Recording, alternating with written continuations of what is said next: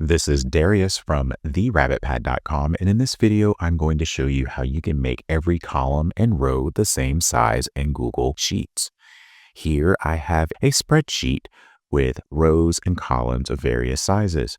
If you want to make all of the rows the same size, what you do is you highlight all of the impacted cells, or you can select this box in the upper left-hand corner that will select everything.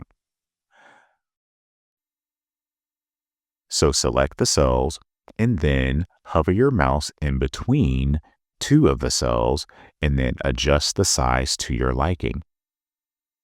When you do that, all of the rows are now the same size. You can do that same thing with the columns by highlighting the impacted columns or clicking this box and selecting everything, then select the area between two columns to hover over and make your adjustments. When you do that, now all of the columns are the same size. Since text is still flowing outside of the specified column, I'm going to adjust it again. And now all of the columns have been adjusted again.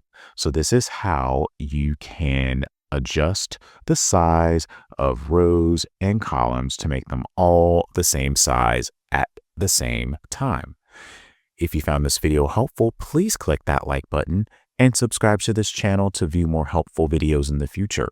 Also, please be sure to visit my website at therabbitpad.com.